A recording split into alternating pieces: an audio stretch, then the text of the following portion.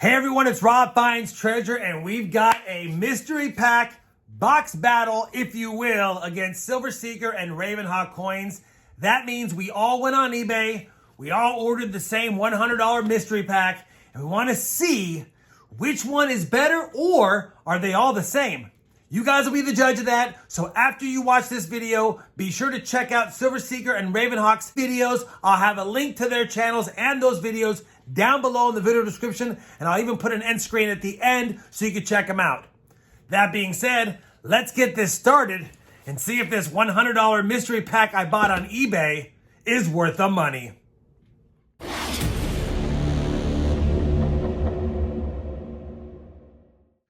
All right, you guys heard what we said in the intro. Remember to check out Silver Seeker and Ravenhawk's videos. Let's see what we got in this mystery pack. And as a quick FYI, you'll notice that it's opened. I had opened it up to pull out the invoice, and all the stuff kind of fell out, so I shoved it back in that envelope to keep it together.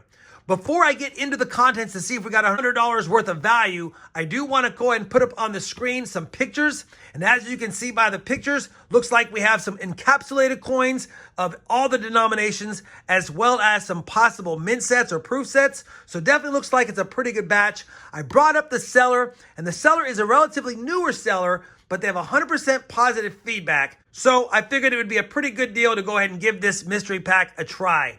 Now, the item description from the seller pretty much says it's an amazing US coin grab bag.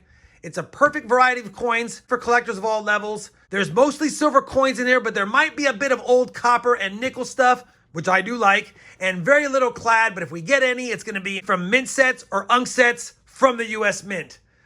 Bottom line is, value will exceed price paid. Purchase 2 or more grab bags and you get free shipping, which I didn't do. All right, now that we know that, we paid $100 for this, plus we paid an extra $10.40 in shipping. Grand total was $110.39. Let's see if we have $110.39 in value. All right, I've got the overhead set up for ease of use and be able to use both hands. Let's go ahead and pull out the envelope that came in this box. And yeah, we're just gonna start dumping stuff out and assigning values based on what I think they would be. I saw a bunch of encapsulated coins. Man, it's tight in here. But let's go ahead and start off with this one right here. Looks like we have an Indian head cent, and it's going to be an 1883, and it's going to be tough to see because of the glare. But yeah, looks like it's an 1883. It's not in great shape. It looks like it may have been cleaned. It looks like there's some environmental stuff going on. I mean, Indian head cents like this, in this condition, probably worth $1 or $2. Had it been an Indian head cent that was pre-1880, it'd be worth significantly more. But being that it's just a damaged 1883 Indian head cent, I'm going to call it $1. Next up, we have a 1937 Buffalo nickel, and it is in decent shape. They have it as fine. And let me just take a look at the back here. Yeah, it's not full horn. It is a common 37 Philly, so we can't even check if it's a 37D 3-legged.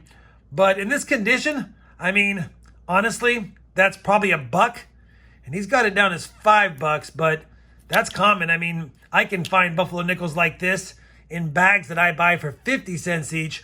But retail value on a coin like this, plus it's in a capsule, we'll call it another $1. So we're at $2 now for the first 2 coins. Uh-oh, got a Morgan dollar. Looks like we got a 1921S Morgan dollar, and he's calling it $40. You know, pre-1921 Morgans with XF details are about $40 to $45. 1921s are more common, but it is a San Francisco minted coin. And yeah, I'm gonna peel this off, just take a look at the breast feathers. Definitely circulated condition. Looks like a high XF, like he has it down as. I'm going to call it $40. You know what? That's retail, but typically that's what we're paying here, right? Retail. So I'm going to call it $40 as well on this one. Yeah, we'll call it 40. So we're at $42 right there. Got another one here. Looks like a common 1964 Roosevelt Denver dime. I mean, that's That's $2.50 roughly. I'm going to go with 25 times face value today. Obviously, that's going to fluctuate. Some people have deals with their silver dealers or buyers, get a better deal than that. I'm going to call it 25 times face just so it's a nice even number across the board, and I'm being a little fair. So we'll call that $2.50. So now we're at $44.50, and I'm probably going to lose count of the total here, but I'll always have it on the screen to make it easier. All right, we got a couple of more items here. We got a nice quarter. It's not BU, and it's probably AU. And that's what they have, AU, 1962 AU. He's got $6. 25 times face on a quarter like this is really not $6. $6 would be 24 times face. So you know what? I'll go with the $6 that he has down here. We'll go with the $6. So now we're at $50.50. Looks like we got a Walker. Walking Liberty half dollar, 1939. Philly. You know, it's in decent shape. XF I agree with. He's got it down as $18 as XF. You know, that's tough to say because I can buy junk silver lots that have XF Walkers. Half dollars for 25 times face, which would make it $12.50. I don't think it's really... It's worth a little more than $12.50 with the wing detail being XF. I will be fair. I don't think it's $18. I think it's more like $16.50. So if we go $16.50 plus $50.50, we're at $67 in my opinion, unless I did the math wrong, but of course it'll be on the screen. We're at $67 in the capsules. And there is one more capsule in here, actually. Oh, it's just a night dollar. $8.85 melt. It needs to be silver. That doesn't look silver to me, though. Yeah, that's not silver. $8.85 melt. Buddy, it would need to be a San Francisco coin to be a melt value. This is just worth, it's an Ike dollar. It's hard to find them for $1. I'm going to call it $2. I'm going to call it $2. I think he may have put the wrong one in the capsule here. And yeah, because there's no melt value on this coin. I agree that had it been a 40%er, melt would be fair if it was a 71S, not in its original packaging. Like had it been a brown Ike or a blue Ike, an original would be worth more than that. But yeah, I'm going to say $2. I think that's $69 now for all the encapsulated items. And it looks like we have two more things. We have a 1985 uncirculated set. He's saying $7.50. And you know what? I can get these for $5 at my coin shop. So I'm going to call it $5. I'm going to call it $5. That makes it at $74 in total because I can get those for $5. Finally, a 1962 unopened. Oh, it is unopened. 1962 unopened proof set. And yeah, these go for a lot more than what you would normally pay. I think a 62 proof set's about a $25 to $30 set.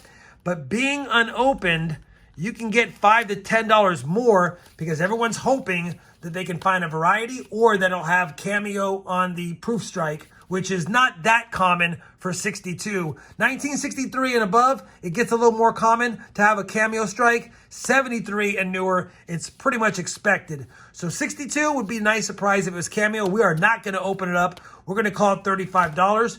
So we were at 74 plus 35. Guess what? That's 109. That's 109. I don't think, even if I were to peel off a few dollars on the Walker, if I took off the $4 I gave him above melt on that, or above regular 25 times face, that'd be 105. And I don't think I was over on anything else. So we're definitely between that 105, 110 range. And when you think about that, we spent $100 on the set, but after shipping, we probably broke even. We probably broke even. Most mystery packs, I do not break even on, and I would say we broke even. And had he put the actual Ike in here that was silver for the melt, we would have been above. I think that was a missed shipment there, but either way, I'm not that upset. That's not a bad deal. You guys will have to let me know in the comments down below how you think I did. I'm sure some of you will say I gave an extra buck here, an extra buck there, and things like that. But I think overall, I'm pretty fair on the pricing, and we didn't do too bad. You'll have to let me know in the comments down below. Let me go ahead and get this off the overhead, get the camera back in my hand, and give you guys some final thoughts on this mystery pack opening. Well, all right, everyone, there you go. That's the mystery pack opening. I'm actually not that unhappy with this purchase. It pretty much lived up to what it said. We did have a variety of coins. We had a little bit of copper, a little bit of nickel, mostly silver. The Ike kind of hurt. The Ike did kind of hurt, I'm not going to lie. I could check it for varieties, but it's a 71P, not a 71D, so no varieties to check there. Either way, I'm happy overall. I wonder what Silver Secret and Ravenhawk coins got in theirs, and if they did better than me. You guys will have to let me know. Please check out their videos. Let me know what you think in the comments down below. And if you watched theirs first and came here second, still tell me what you thought. I'm eager to find out. Either way, hopefully you guys enjoyed this mystery pack opening. I know these types of videos are obviously different than what I usually put on the channel, but they're always fun to do, and you can't go into these things expecting to make money, but it's always nice when you can get most of your money back, and I feel like we did. If you guys did enjoy the video, I sure would appreciate that thumbs up. And as always, everyone, happy hunting, and thanks for watching.